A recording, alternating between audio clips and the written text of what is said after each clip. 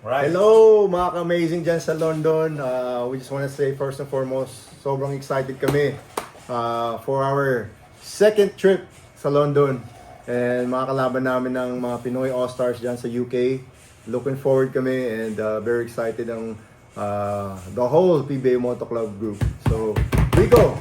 Yes. What do First you have of all, for us? mga ka-amazing, we apologize kasi meron tayong isang basketball player na dapat nakasama natin na hindi makakasama because of Personal reasons, he had an emergency.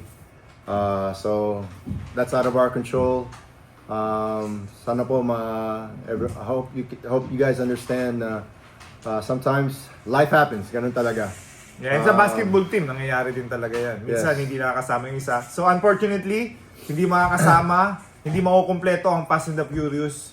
Hindi makakasama si Mark Caguioa. But there's more. So may blessing in disguise naman na hindi makakasama si Mark Caguioa, pero makukumpleto ang Manila Clasico.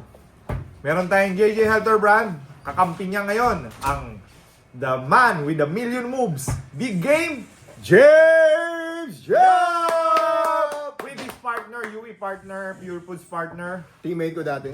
Paul Artadi of Ginebra. Kid Lightning. Yes sir, so dalawa ang pumalit.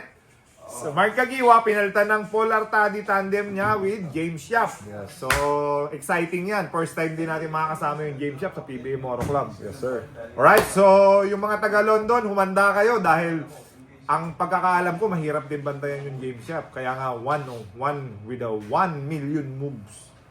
What? 1 million moves. Madami yun. A man with a million moves. Yun yung nickname niya. Alright? So, mga taga London, Madrid, Milan, kita-kita po tayo dyan. Excited po kami nakalabanin ang mga Pinoy All-Star natin dyan. Kaya maghanda kayo. Alright? And always remember, stay Amazing. Thank